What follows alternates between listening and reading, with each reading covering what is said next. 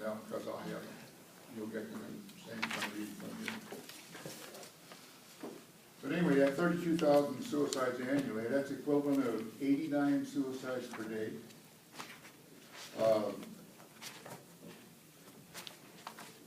One suicide every 16 minutes, or 11 suicides per 100,000 people. Now this data is from, like I say, CDC, and it was last published in 2005.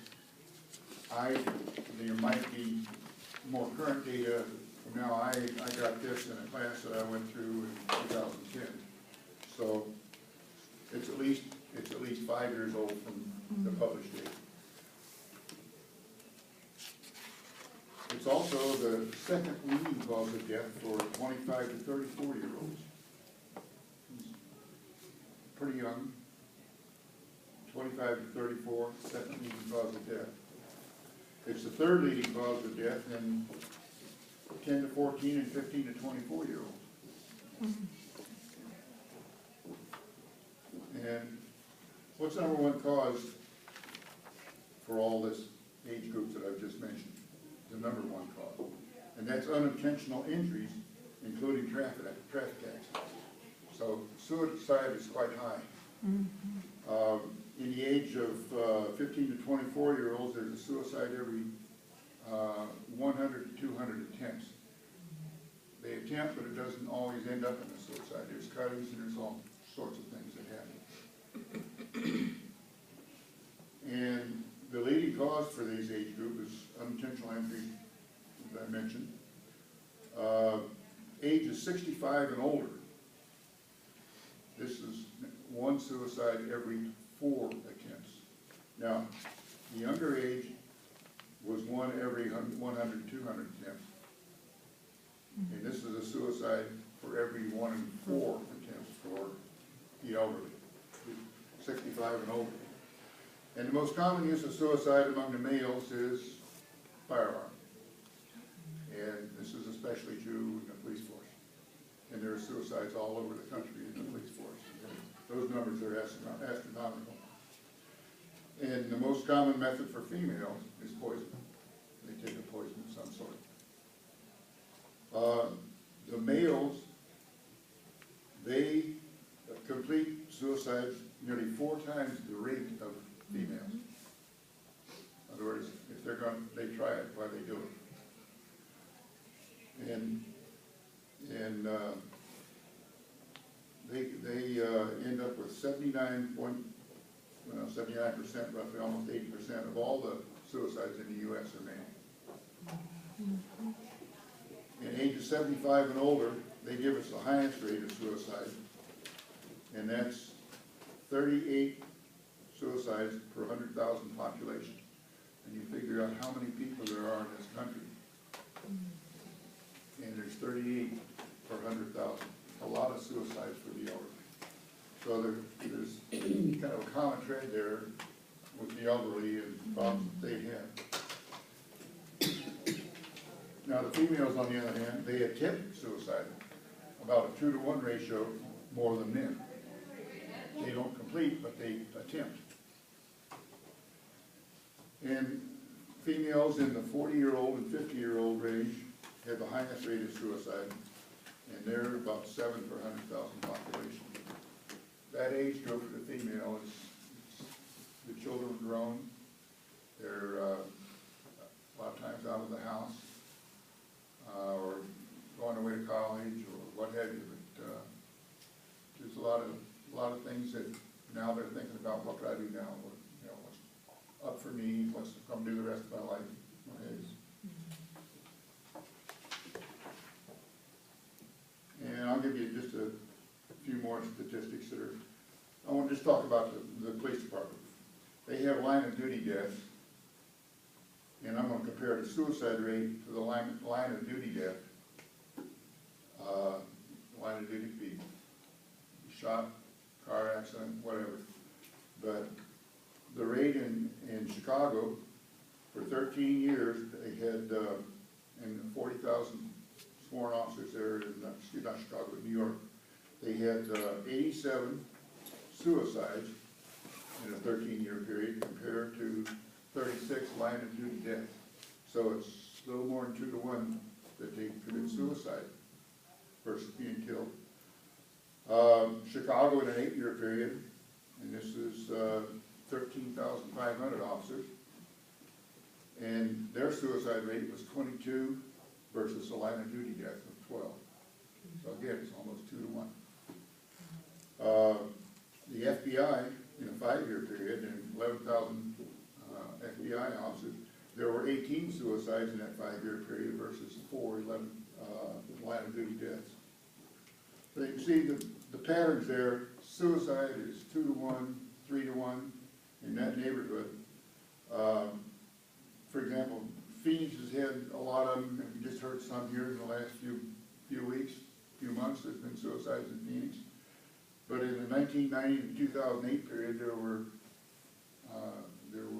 8 suicides. Mesa had 2. Tucson, they had 4. So it's a pretty prevalent thing in law enforcement. It's actually the way you describe it is it's the ultimate act of violence.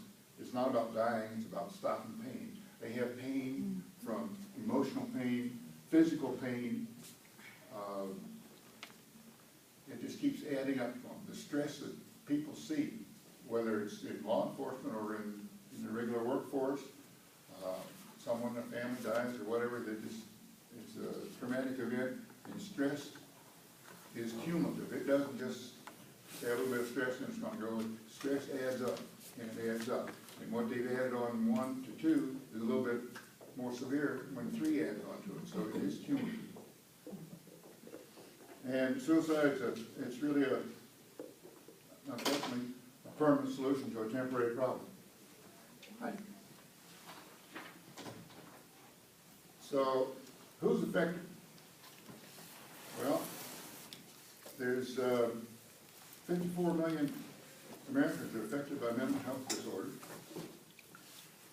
There's about 23% of the workforce that experience a mental health problem annually. And then an estimated of those 60% with a mental health problem, they don't seek help. So that's roughly 14% of the workforce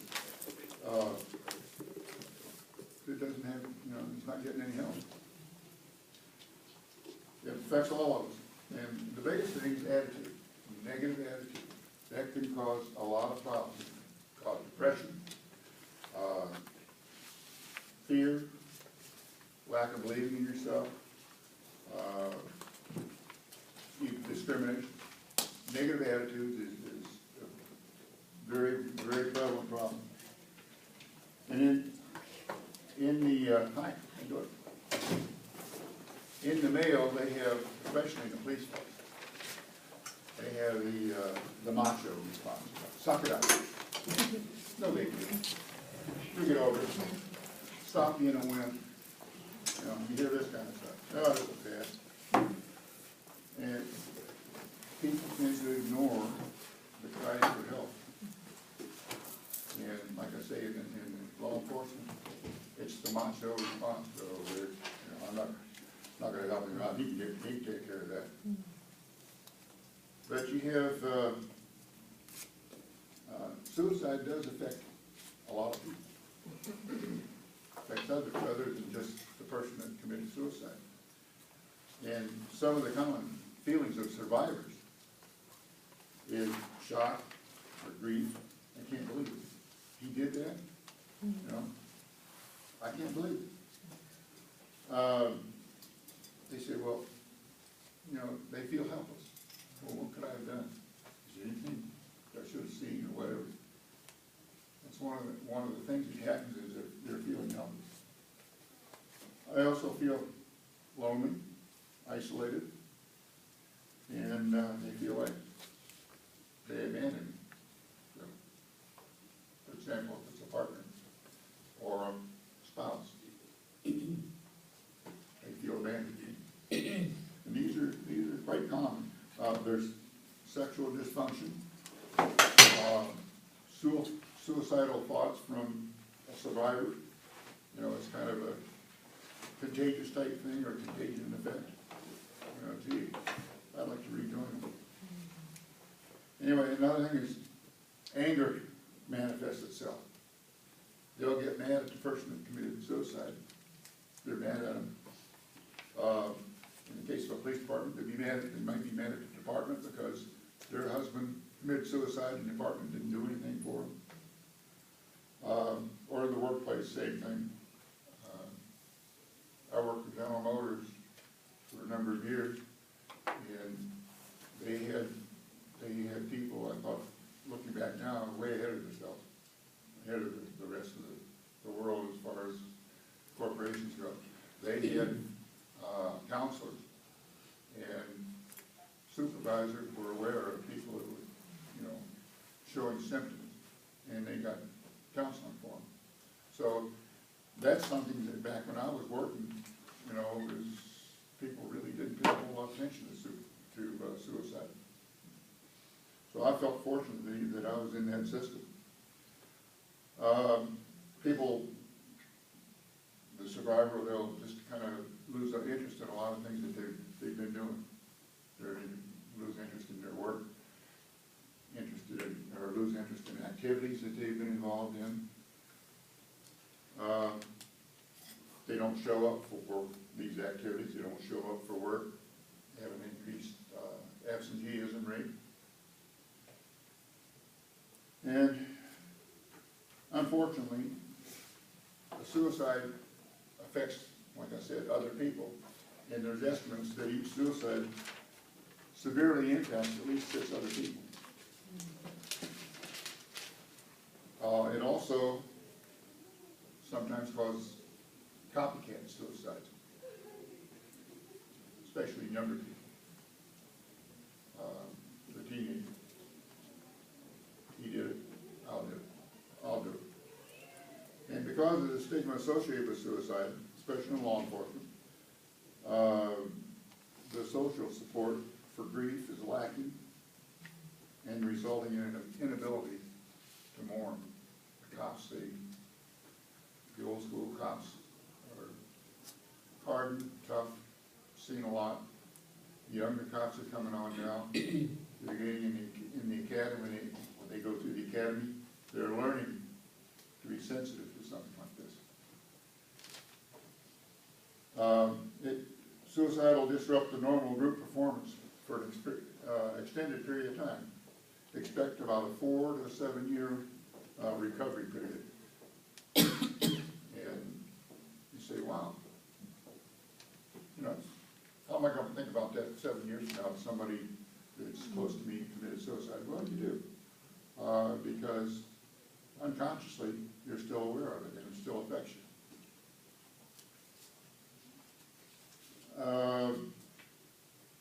Again, going back to law enforcement, it creates a kind of an increased sense of responsibility for, well, other guys that their partner, especially if it's a partner that committed suicide.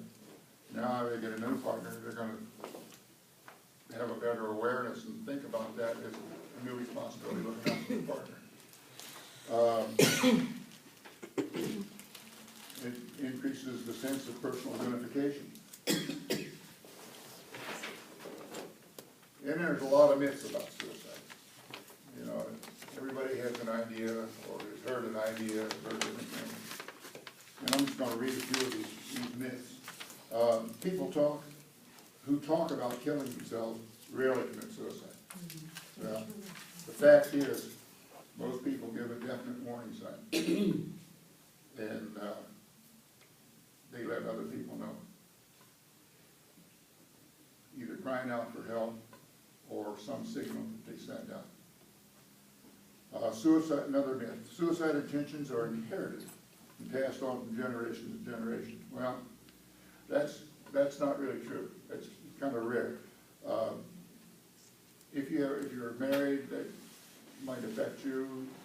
If your family somewhere along the line committed suicide and you get into a depression state or whatever, that may affect you. But generally, the fact is, suicide is not transmitted genetically. And although chances are much greater if a significant other has commits suicide. This may affect you in the long run some way, but it's not a genetic thing. Here's a good one, this myth. After depression begins to subside, the suicide date is passed. Oh, he's depressed? He's out of that? Good. Forget about that now. Put that away. Fact is, most suicides take place, within the first 3 months after a depression. First 3 months. They might act like they're fine, but that depression works its way back in. And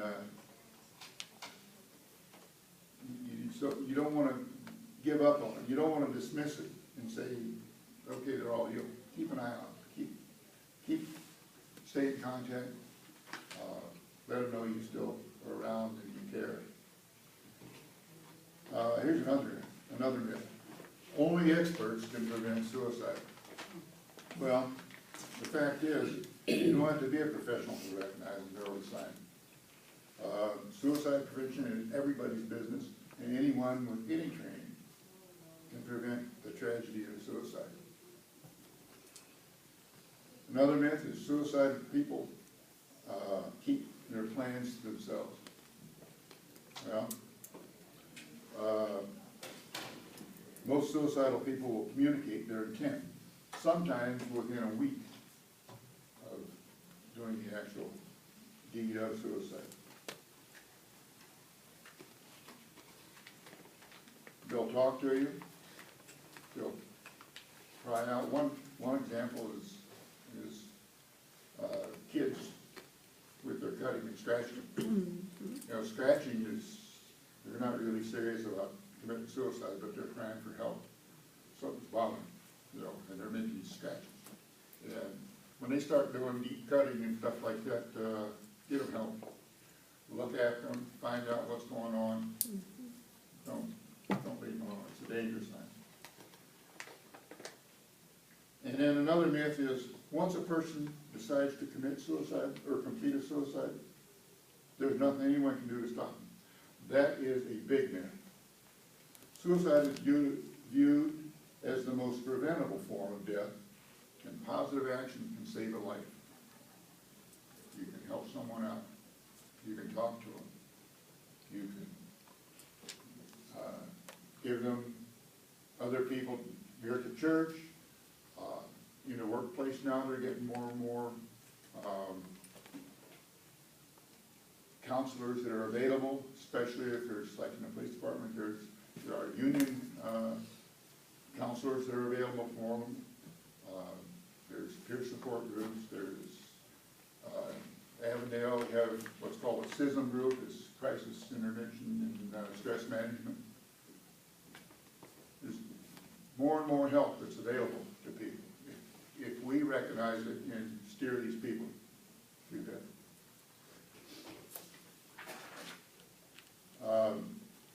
Like I mentioned before, attitude is big. We control our attitude.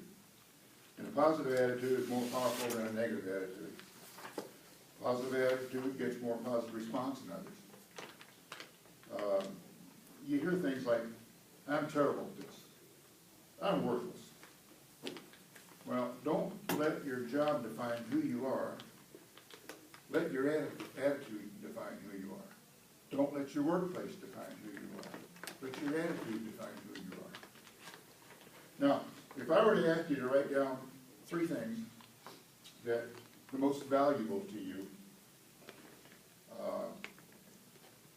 generally in different classes and different things, it runs something like, number 1 thing would be Christ or faith in God. Number 2 would be family. Number 3 would be health. These are things that mean the most to people. And, or at least most of the people think these are the things that are important. If you take away one of those, or any combination of these things, these 3 things, the person, they start diminishing or losing their will to live. You add other risk factors to these, taking away one of these 3, and you're likely to have a good candidate for suicide. Take away a purpose from a human being, and that person will not want to live. So, some of the risk factors, excuse me, some of the risk factors could be like unemployment or retirement, pending separation from the job, for even transfers sometimes are risk factors. You lose a loss of status. You're no longer looked up to, you've done something, or someone else has taken over whatever you were doing, and you're no longer in that status of what you were before. That can be a risk factor. People can get wound up on that and get pretty tired, and pretty depressed. Physical capabilities, having an injury or illness or chronic pain. And pain is, like I said, could be emotional, it could be physical. So these are all, those are risk factors. Death of a loved one. You can have a spouse, a child, a parent, someone close to you die.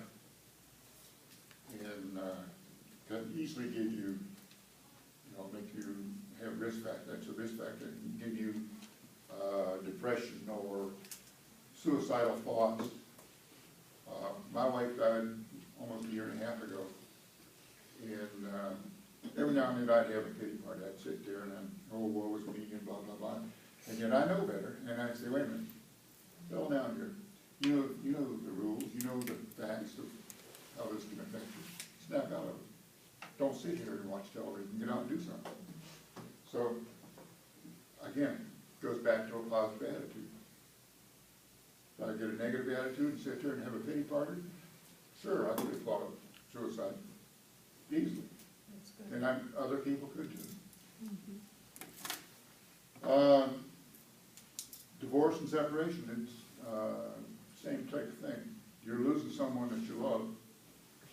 You may not love them at the moment, but you did love them. There are two people get married that didn't have love at some time. And when that's gone, and they're no longer there, gee, I don't even have anybody to yell at anymore. It's a void. I don't have anybody to snuggle with. That's a void. I come in the house and say, hey, you're not there. That's a void. All these things can have an effect. That is a risk factor.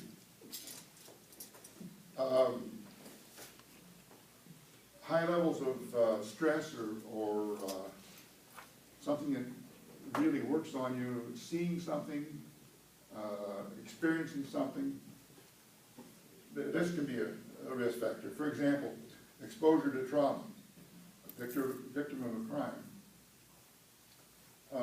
Say you see a traffic accident, and you've got 3 children, and all of a sudden there's an accident, and 3 children are only on the street.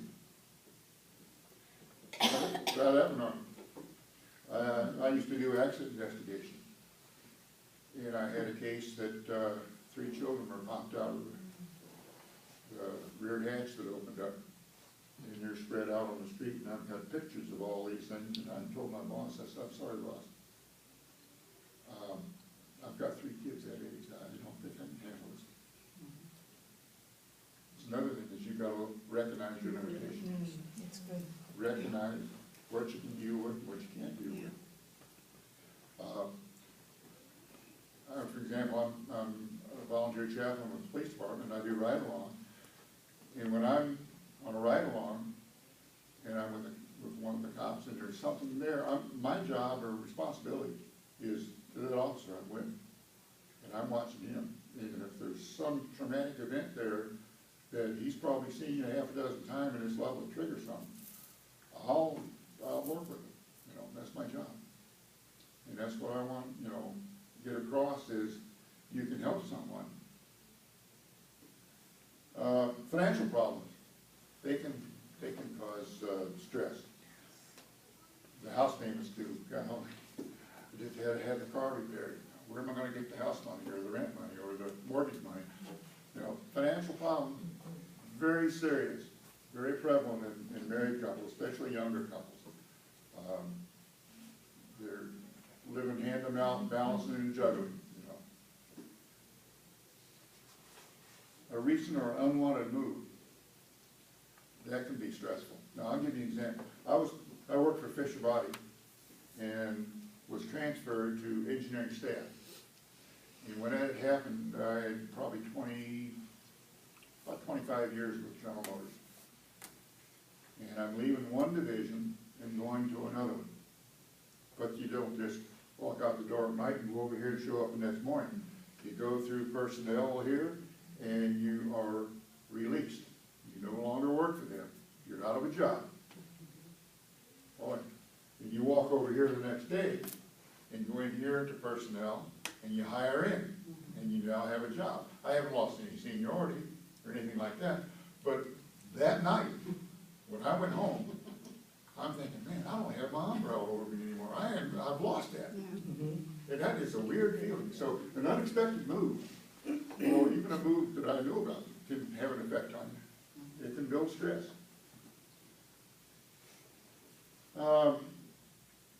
Previous attempts, the history of someone, previous attempts at suicide, that's a kind of a risk factor, because if they've tried it once, they might, you know, chances are they're going to try it again, and pretty soon they're going to get good at it. You know? And I hate to be, you know, it's not meant to be hilarious or funny, but it's a fact that as they try it more and more, they're going to accomplish it. Alcohol or drug abuse, including steroids, these are big factors. Big factors. The risk of suicide in alcoholics is 50 to 70% higher than the general population. 50 to 70% higher. Because alcohol is involved. Pretty serious. And then you have risk, and I've got it down here, risk for cops, but it's also people in the workforce. They'll get depressed. And depression is definitely a risk. You know, if you go from day to day to day and you're carrying depression or you're not being able to talk about it or not work it out, it's definitely a risk. Relationship conflicts, as I mentioned, divorce, or just having a problem with a spouse, a partner on the force if you're there, or if you're working somewhere and you have someone in the next cubicle and you have a relationship problem there. These are risk factors there that can cause problems. Involvement in, this is a big one, involvement in corruption or corruption inquiries. There's a lot of, he said this happened. No fact. No fact whatsoever. But he was involved in this. And how do you know, you're right away, you say, well, how do I defend him instead? Because he says that I did it, I didn't do it. You know. There are all kinds of accusations that are made against people, one sort or another. And these are big, until you get those settled, those are risk factors. That can cause depression, cause, you know, gee, I don't know if I can face people if this hanging over my head. These are all big risk factors.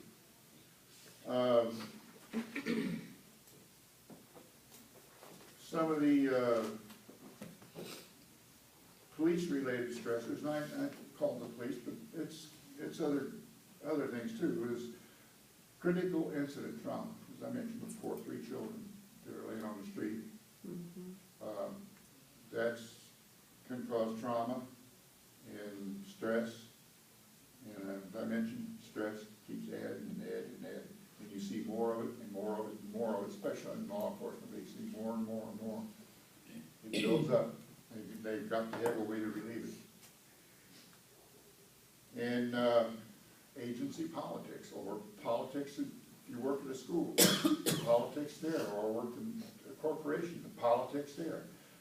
You know, they have these top echelon guys, or the ones that are BS people. I can remember sitting in a meeting and a guy coming up with something, an idea that I had discussed with him earlier. And we talked about it, and then we're in this meeting now with higher ups, and he brings this up and says, I've got a good idea here, what do you say we do this, you know? And I'm thinking, boy, this guy is, he's something else. Needless to say, I was upset with him. You can have safety issues.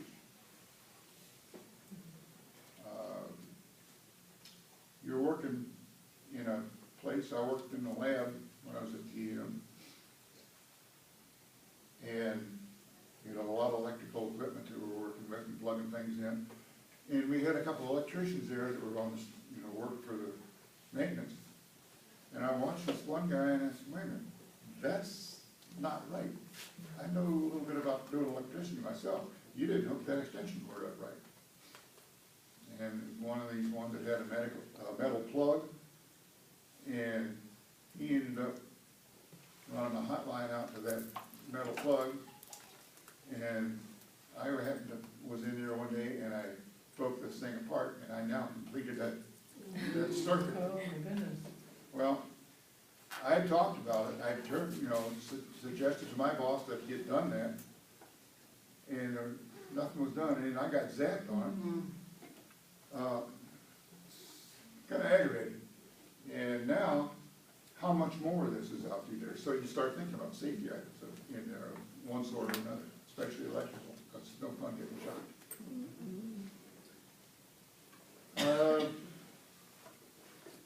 This again goes back to probably the prosecuting system or the Justice Department or the Police Department, is the criminal justice system. Wow, that's great. You know, every one of them gets arrested, goes to jail. Not. There are a lot of times that they shouldn't, but there are a lot of times they should, don't. And it's through various number of reasons in the justice system. And I'm sure you could tell us some sad tales about that. I'm not sure they want to hear all about it. That's right. But that's just another example that can be a factor, it can cause risk. Again, they interviewed 500 officers, and this was 9 cities, and 98% of the officers responded that they would consider suicide for one of the following reasons. Now this is, like I say, it's sort of 9 cities, 500 officers, and 98% of them responded this way. Death of a child or a spouse, loss of a child through divorce, terminal illness, responsibility for partner's death, that's a big, killed out of anger, indictment, feeling alone, sexual accusation, loss of job due to conviction of a crime, being locked up. These things that this group said, 98% of them said they would consider suicide as one of those reasons. So, like I said, the reason they kill themselves is death of a loved one, financial stress, terminal illness, chronic pain, drug and alcohol addiction, big factor. Loneliness is a big factor. So, we've got to look for and recognize signs and symptoms. And I've been kind of alluding to all these around, just dancing around them, but there's typically depression or loss of interest, loss of energy, abrupt change in personality. This guy's always smiling, he's always laughing, and next time you see him, he's got a frown on his face, he's got his chin on the ground. What's wrong? Nothing. Oh, wait a minute, I don't want to talk about it. Something, that's an indicator right there. Something's wrong. Again, abrupt change in personality, that goes along with the one before. Feelings of worthlessness. again, that goes back to the positive attitude. They feel like, I goofed, I ain't no good, I'm done. Those are all signs. And easily angered. Easily angered. Wow, this guy was always pretty good, easy to get along with. Always had a smile on his face. But now he's easily angry. He wasn't that way. Something's wrong, something. Talking about wanting to die. Wow. There's one, I've heard this. And I've talked to the guy. All right, cash it in. I give up. I'm gonna jump in the lake or whatever. Some offhanded comment. But these are signs. Difficulty in constitution. That's my biggest problem. But I think that's age. Indecisiveness, not being able to make a decision. Can't concentrate on something. And generally a person that's been pretty predictable and they're very precise, they're tenacious on something, and they're going to really make a decision, work at it till they get it right, and they're no longer that way. Something's changed. Some of them are work related. Person's tardy, late, doesn't show up to work on time. No particular reason. Had a guy that I worked with, and his girlfriend called into work and said, I called in for Robert. He don't come to work today, he don't feel good. Second of all, car won't start. Oh, jeez. So, don't have a reason, but they can generate reason. Decreased job performance. You have a guy that's really on top of everything, very good. He's your number one guy around, and one you look to all the time to get something done. All of a sudden, he's not handling the problem. He's not being able to take on the responsibility of completing. And wow, what's going on? These are signs or symptoms. Again, missed deadlines, failure to turn in assignments, so that falls in that same category. Carelessness and reckless. They take chances on that. Guy's up on the roof, he doesn't have a harness attached to it. Guy, law enforcement officer, he walks up, and he taps on the window of the car, and he gets da da da da da da, and he says, all right, I'm gonna cut your license number and registration. And go back to the car. Don't do that. And you get that, you back up to the car, you keep that guy in sight. Carelessness will get you killed.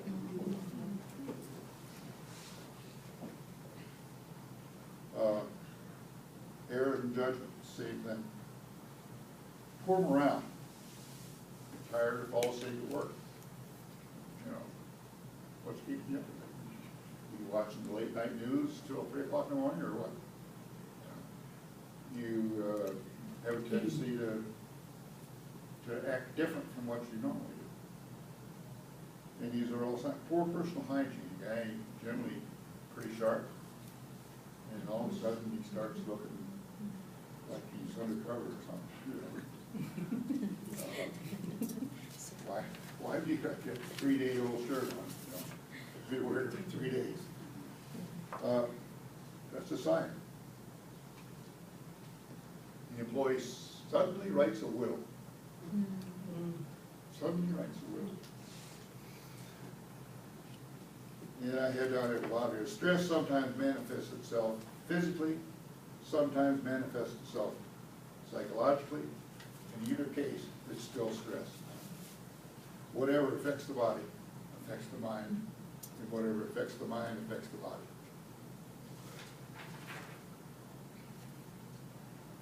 And then this is what we call a clue. There's no meaning for anything anymore. You hear that? No. Why does this have to happen? I can't take the way I feel any longer. I'm getting tired of life. You'd be better off without me. This is probably number one. I can't take the pain. Again, whether it's physical pain or mental pain, I can't take the pain. Nobody needs me anymore. I wish I were dead. I'm going to kill myself. I've heard that. At that point, you stop whatever your conversation is, whatever, and you start getting into action. I've got a list of questions. Well, you didn't get it printed, but I have, they're printing cards up that have a list of questions on them to ask. You know, you talking about killing yourself? Really? Wow. You got a plan? How you gonna do it? Oh. You got a gun? Oh. Well, when are you gonna do it? Ask questions. And you'll be surprised that you'll get answers. And you can just kind of gauge each answer. And there's one particular guy, I said, buddy, you got me for the rest of the night unless we get this squared away. Because I'm not gonna leave you alone. I'm gonna be here with you. And we're gonna get it worked out. And if we think we need to call somebody, we will. And I got numbers to call. So you don't leave them alone, you don't, and you take them seriously. These are basic facts. I've got a list of numbers for you over there, and the stuff I'm going to pass out. Getting back to some of these things, I won't be around much longer.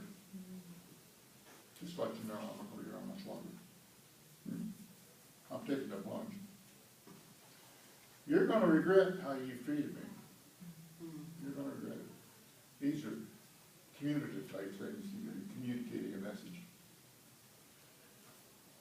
I'm going to eat my gun. This is the topic.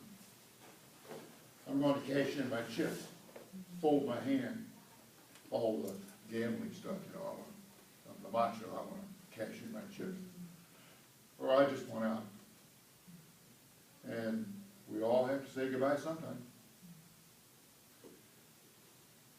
Cops, you know, they, again, and other people do, not just cops, but will this pain ever stop?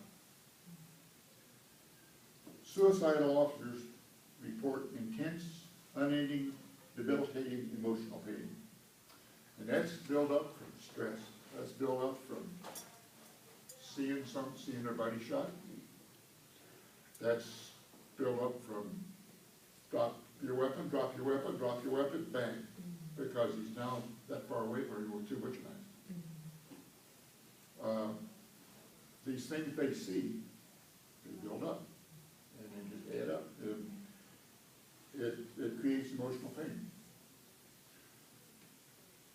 And again, these officers are trained and expected to keep their emotions in check. Well, that's right, to an extent. To an extent.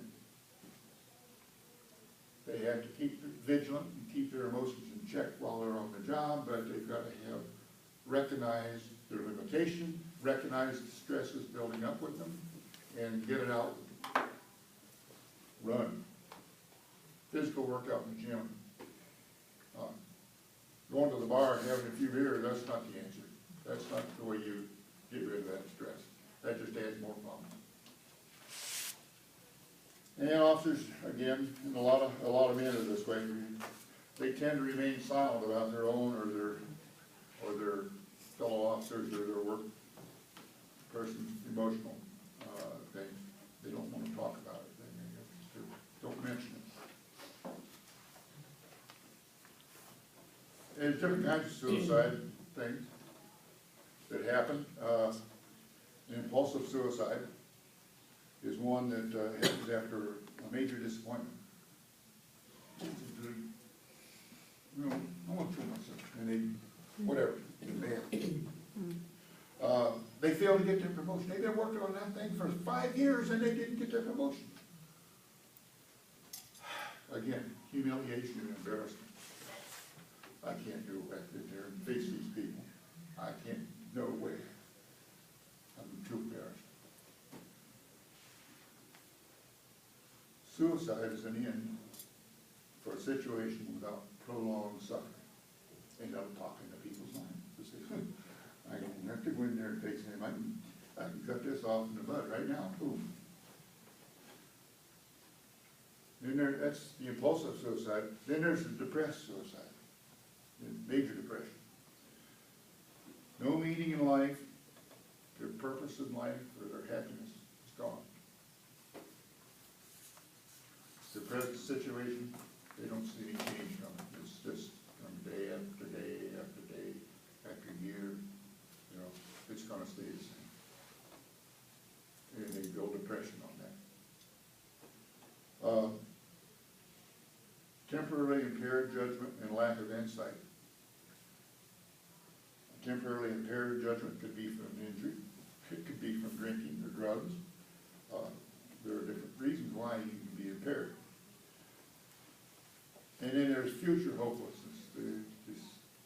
I don't see any way out of this. I don't see any way. I did something wrong. I messed up. I don't see where it's going to help me out in the future. It's going to just hopelessness. Suicide's the way out. And it's an escape from suffering. It's a way of escaping intolerable pain and anguish. And I can't put enough emphasis on pain, the emotional or physical. Pain may be physical or emotional. Despair of a situation becomes overwhelming. Wow, I lost my house. I lost my house. What am I going to do now? I know there's people out on the street that are homeless, but it's hopeless. I've lost my house. What am I going to do? Those kind of things have an effect, great effect. And then I touched on it briefly a minute ago about the communication suicide. They're going to send a message, okay? It's less about suicide, more about changing the way people will act towards them. They're not going to do that to me anymore. Sending a message like, they'll be sorry. They'll wake up tomorrow morning, I'm dead, they're going to be sorry. They may be trying to invoke guilt. You commit suicide and put the blame on somebody else. Invoke guilt on somebody else. You caused this. If it hadn't been for you, I wouldn't have done this. You know, that kind of mess. These are what they call communication suicide. And it's meant to embarrass or hurt someone. You know, I can't get even with them any other way. Would that be like with children? You say like with children and teens, that would be a lot of, that would be what really fuels them. Absolutely. Family dysfunction. This is teens. Family dysfunction. Underdeveloped problem. They can't solve it. They have resolution skills that are in conflict. They don't know how to solve it. Peer group pressure. That's a big bullying. That's a big. Now they've got the internet, it's cyberbullying. You know. Excuse me, bullying and victimization. And of course psychiatric disorders. Teens have a delicate balance. They're growing fast. Their arms are growing to where they can't handle them anymore. Well, their mind's the same way. They can't always figure out where they are at the time or what they need to do about a given situation. A lot of times they make a wrong decision. Don't want to face mom and dad with that. I lost my girlfriend. She was the love of my life. I'm 14 years old and I love that girl. Teens have a problem. Suicide in the elderly is another one, is, recent death of a loved one, social isolation, they're shut in, they can't get out. Nobody bothers coming over or calling, and they're sitting there, they've seen everything on television. Yeah. They just sit there. They have a physical illness. And, again, that illness may cause a chronic pain. They're always hurting in their back. Their knees are always hurting. And then they start building up fear of a prolonged illness. How long is this gonna last? These are all things that can lead to suicide, and we have to recognize these. These are all signs and symptoms. And I mentioned earlier, change in a social role, that's a big one in elderly people. And then we talked about loss of loved ones, someone that's close to you, absence of sadness, a desire to reunite with a loved one. You just get overwhelmed with being alone, and they're gonna hang it up. And, well, how do you help somebody?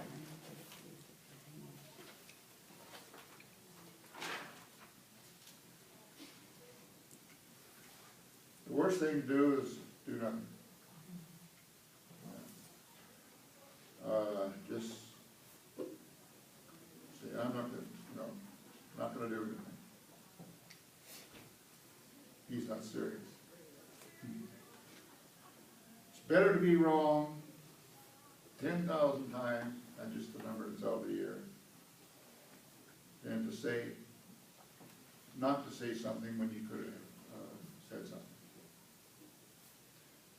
You can call these hotline numbers, and there's no real threat there. They'll recognize it, and they're not gonna chastise you for making that call. They'd rather have you call than not call. And 4 things that are pretty much a must is you should know the people, build relationships with them, identify the problem, clarify them, never minimize the problem, take it seriously, and this is important, don't laugh. Don't. Take it seriously. Don't laugh. Don't act surprised. People, I don't believe that. That's probably one of the worst things you can do. These people are crying out for help. If they say these kind of things, they're crying for help. Evaluate how serious they are. Formulate a plan and know your resources and be prepared. I've got stuff I'm going to pass out that'll explain some of the hotlines and what they do. These national hotlines, local here in Maricopa County. I've got the numbers that 911 is a good first call. I've got a person here who's talking about suicide. We need help. 911 is a good first call. They may send somebody like Katie out in her job, other than Chaplain, she's a paramedic. So you might be out there to help with that situation. So it's not a bad call there on 911. There's Dr. Trinus Killian. He's one who's done a lot of research and written a lot of papers on suicide. And he's prepared some basic rules for suicide prevention. Number 1 rule, always believe them. No matter how flippant a remark about suicide may be, no matter how vague any other sign may be, we must take it seriously until proven otherwise. Many times this is a cry for help. They are reaching out to you. You must be aware of it and know how to deal with the situation. Now, I'm not suggesting that we're counselors and we can take this person and counsel them and give them, you know, the advice to heal whatever their problem. No. Our job is to recognize that there's a problem and get them to a counselor or the help that they need. That's our job, not to try to solve their problem. Rule number 2 is, here's one you probably wouldn't think of. Make them promise to call you. They're going to talk about they're going to commit suicide, they're going to kill themselves, and Dr. Killian has talked to a guy that was going to commit suicide. He says, I believe you, but we're going to get help. But I want you to promise me one thing right now, that if you decide to do it, call me. Because once you get them on the line, you can probably give them something to live for. Talk about it. This comes with knowing people and knowing their circumstances and background. Make them promise to call you before they go through with their plan. May sound ridiculous, but they will call. They may call with the phone in one hand and a gun in the other. But they'll call. Number 2 or 3 is keep them talking. Whether you have them on the phone or in person, it's imperative that you keep them talking until they either pass the crisis stage or help reaches them to prevent them from harming themselves. Number 4, give them something to live for. To arrive at a point in their lives where they are ready to end their life, they have already determined that they have nothing to live for. And if we don't give them something to live for, they will only bide their time until they can make another attempt. They can be extremely convincing that they are all right now. And this could be far from true. So that's what I was saying a while ago, early on, is when they seem to pass that depression or whatever, don't think that's the end of it. You know, keep an eye on it. Keep in touch with it. How you doing? I just checking up, see how you doing. I'll go get a cup of coffee. You know, keep in touch. Number 5, seek competent professional help. If you're not qualified to continue the care of a suicidal individual, turn them over to a trained professional as soon as possible. You should know ahead of time who to refer them to.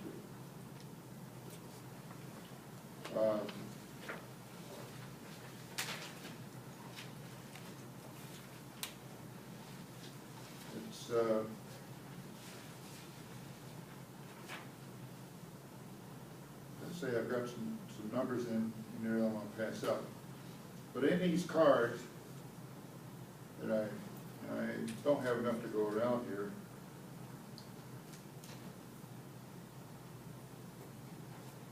but I carry one of my wallets that has some numbers on it, and who to contact, and warning signs, risk factors, and questions to ask. Are you thinking of killing yourself? Yes. That's a concern. Have you ever thought about how you're going to do it? Okay. That's a danger. And that's, you need to contact somebody there on that. Have you ever thought about when you're going to do it? Don't leave them out of your sight. You don't let them go till you turn them over to somebody. And that's a good card to have. And I gave one of these to Sam and asked him if he could get some made up like this, and he's doing that. Surely, I think he's got them out in the shop right now somewhere. That's a good card to have. And any questions on any of this that we've talked about? We've covered a lot of stuff in a short time. This is by no means, this should be from recognizing symptoms to how you really address it, take care of it, should be several classes. But this was a thumbnail, Sam just asked me to go through a thumbnail sketch. Are there any questions?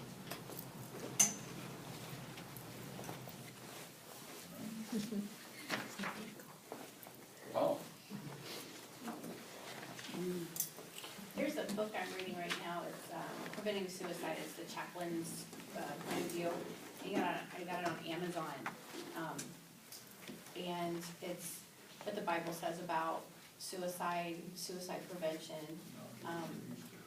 just called Preventing Suicide, and it's, thank you, sir. Yes. Preventing Suicide, but it's for chaplains, specifically pastors, and clergy. It's a pretty interesting read, and it's just. You know they got it. I probably took a picture of it. Use the best on that way.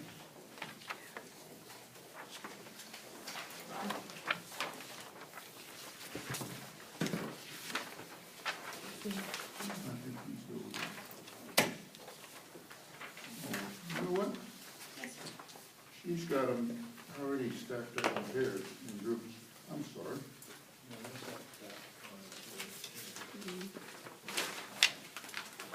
I should have given these to you, Shirley, like you, or you didn't want to put them together. The author is Karen Actually, it was the office that put it together. Mason. Preventing Suicide, a handbook for pastors, chaplains, and pastoral counselors. Mason? Yes, That's Karen the Mason, whole set. M-A-S-O. Yes, oh, okay. Oh, is that Karen? Here's the whole Karen, set. thank you. Here's the set. And it's an interesting, it's really an interesting read. Set, I believe. Do you want these back? Just get one? Just take one? Okay. No, there should be a set there. Well, Oh, Here's 10 pages. I think there was, we didn't have back to back, like these. okay.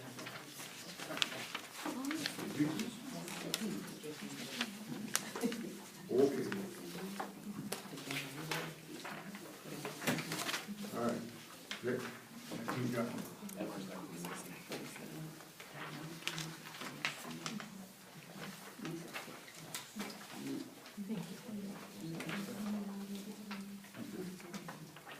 You know, I have a sister that my nephew committed suicide 20 years ago. They still never healed. Are we still keeping? They have a house and they live in separate parts of the house and they cannot get over the grief. I know, like I said, it goes on generally. It's sad.